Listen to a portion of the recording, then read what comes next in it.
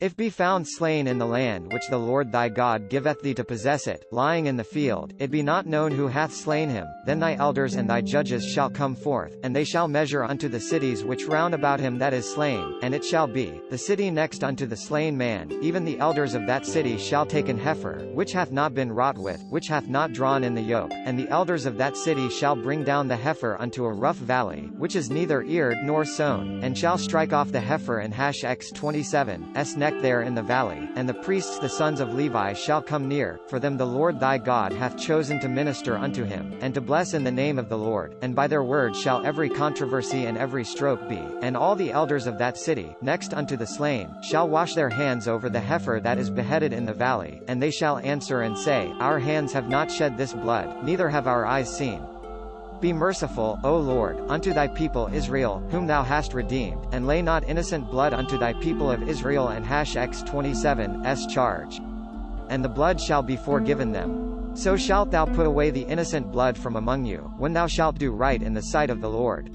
When thou goest forth to war against thine enemies, and the Lord thy God hath delivered them into thine hands, and thou hast taken them captive, and sayest among the captives a beautiful woman, and hast a desire unto her, that thou wouldest have her to thy wife, then thou shalt bring her home to thine house, and she shall shave her head, and pare her nails, and she shall put the raiment of her captivity from off her, and shall remain in thine house, and bewail her father and her mother a full month, and after that thou shalt go in unto her, and be her husband, and she shall be thy wife. And it shall be, if thou have no delight in her, then thou shalt let her go whither she will, but thou shalt not sell her at all for money, thou shalt not make merchandise of her, because thou hast humbled her. If a man have two wives, one beloved, and another hated, and they have borne him children, the beloved and the hated, and the firstborn son be hers that was hated, then it shall be, when he maketh his sons to inherit which he hath, he may not make the son of the beloved firstborn before the son of the hated the firstborn, but he shall acknowledge the son of the hated the firstborn, by giving him a double portion of all that he hath, for he the beginning of his strength, the right of the firstborn his.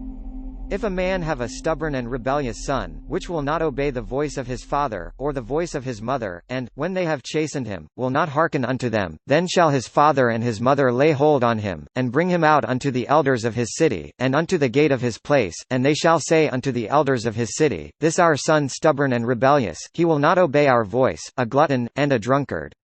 And all the men of his city shall stone him with stones, that he die, so shalt thou put evil away from among you, and all Israel shall hear, and fear.